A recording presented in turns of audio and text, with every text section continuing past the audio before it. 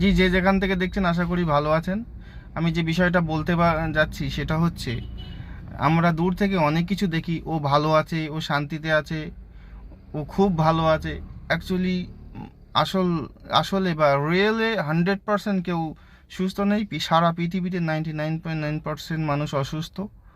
এবং সবথেকে বড় বিষয় হচ্ছে এটা, যে আমাদের ওটা দূর থেকেই দেখি। অনেকে এমনও করে, আমি নিতে পারছি না, আমি পারবো না, আমার সঙ্গে কেন হলো, এটা আমার সঙ্গে হওয়া উচিত ছিল না, এটা আমি আশা করিনি, আমার সঙ্গে সাডেনলি ঘটে গেল। এগুলো হচ্ছে মানুষের একটা ব্যক্ত করা বিষয়। মানুষ এগুলো ভাবে, কিন্তু অ্যাকচুয়ালি ভাবনাটা এমন নয়।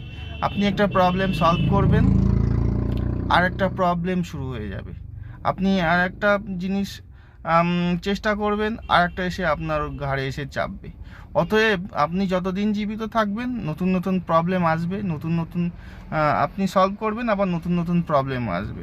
অতএব প্রবলেমটা প্রবলেম নয়, আপনি সেটাকে কিভাবে নিচ্ছেন, কি কনসেপ্টে নিচ্ছেন, সেটাই ভাবার বিষয়। এবং সবথেকে বড় ব্যাপার মাইন্ড ম্যানেজমেন্ট। আপনি কতটা মাইন্ডকে ম্যানেজমেন্ট করেছেন তার উপর ডিপেন্ড করে। আপনার এনএলপি কতটা স্ট্রং তার উপর ডিপেন্ড করে। আপনি কিভাবে নিচ্ছেন, আপনার দৃষ্টিভঙ্গি কিভাবে দেখছেন তার উপরে ডিপেন্ড করে।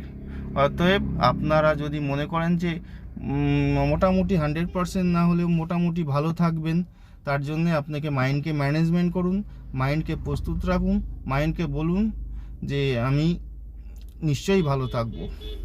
আর একটা কথা হচ্ছে, ঘোড়া যতদিন জীবিত আছে ততদিন দাঁড়িয়ে থাকতে হবে। ঘোড়া যেদিন শুয়ে পড়বে সেদিন মনে করবেন যে ঘোড়ার আর কোনো দাম নেই। ঘোড়া যতদিন দাঁড়িয়ে আছে ততদিন তার মর্যাদা আছে। ঘোড়া যেদিন শুয়ে পড়বে, বসে পড়বে, আর মর্যাদা নেই।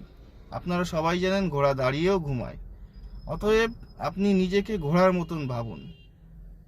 যেদিন আপনি মাইন্ডকে নিজে ভাবতে শুরু করবেন যে আমি ঘোড়া, যতদিন আমি দাঁড়িয়ে আছি, স্ট্রং আছি, মেন্টালি প্রিপেয়ার আছি, যতদিন আমি প্রবলেম আসুক আমার কোনো প্রবলেম নেই, আমি ঠিক করে ফেলবো। মানুষ একেবারে সব কিছু করে ফেলতে পারে না। দিকে দিকে ধীরে ধীরে মানুষ এক্সপিরিয়েন্স করে এবং কীভাবে সলভ করবে তার নতুন বিকল্প চিন্তাভাবনা করে। অতএব আপনার প্রবলেম আসলে আপনি বিকল্প চিন্তাভাবনা রাখবেন, মাইন্ডকে ম্যানেজমেন্ট করবেন, মানসিকভাবে প্রস্তুত থাকবেন। জি, ধন্যবাদ সবাইকে। সবাই কমেন্ট, কে কেমন ভালো আছেন কমেন্টে জানাবেন।